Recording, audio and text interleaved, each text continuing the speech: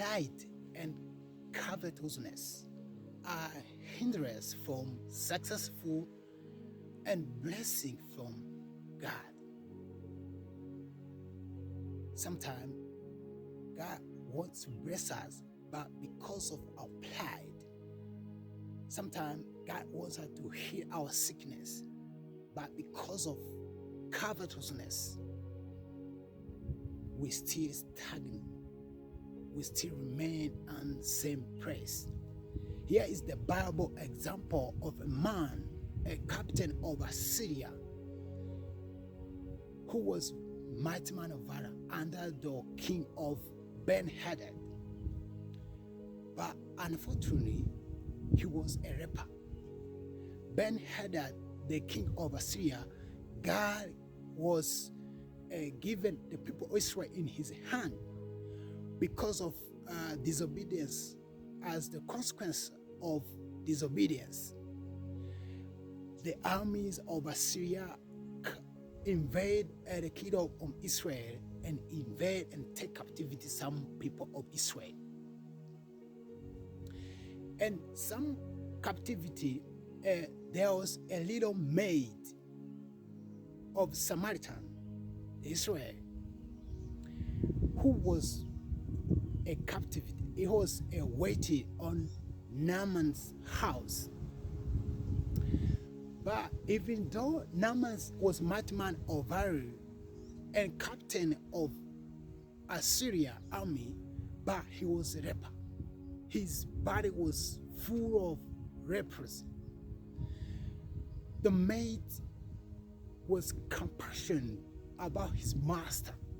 Remember that in Samaria there is a man of God, a prophet, Elisha, was menstruated and that time he remembered that the power of God worked into him, and he told his master that and said, if my master was with that prophet of Elijah, he would have been healed. And Naaman was convinced by his maid and got permission from Ben-Hadad, the king of Assyria, and just went to Elisha.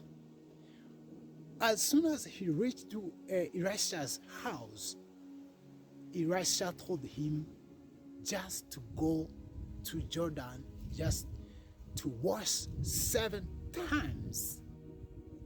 When Naaman heard that, to go to wash in Jordan 7 times, the pride touched him. He said in his heart, was it in Damascus, the rivers, pure waters, that I should go and just deep wash immediately, be cleaned? What's special about the water in Jordan? And the pride is still touching his heart, but he yielded his heart and faith conquered. Naaman obeyed the voice of Elisha and go down and deep 7 times in Jordan and get out in Jordan full of heal, and his body was very clean like the babies. As according to the custom, he presents as a gift for acknowledgement and pieces of silvers and gold presented to Elisha, but Elisha refused and said, I cannot replace what God gave me freely with a chance of silver and gold. Naaman instead, but Elisha refused. But Naaman returned to his country full healed and very, very healed. But Elisha had a servant called Gehazi who had been trained or spirit of ministering prophecy. But he was ready to be out of the work. And when he saw that the silver and gold being returned back, he thought in his heart, if I go and run after Naaman and take some silver and gold and present rice, he did according to the covetousness of his heart, but dismissed from the prophet. When he be back, the prophet had already knew and called him and asked him, when the man of God came, when Naaman returned back, isn't it time to receive gold and silver?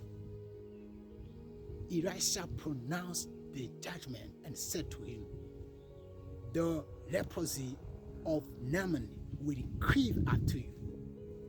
Gehazi, unfortunately, because there was no otherwise, is to face the sentence as consequences. He went back from the presence of Elisha full of leprosy because of covetousness, because of not satisfying the gift God has given him. Here is the key. There's a lesson. You can hide from the presence of God. You cannot hide the presence of God, but you can hide from the presence of man. But to God, you cannot deceive God. You cannot deceive God. In Samaritan, there was many leprosy. Why God jumped past all and healed the one who is the hidden land? It is because the burden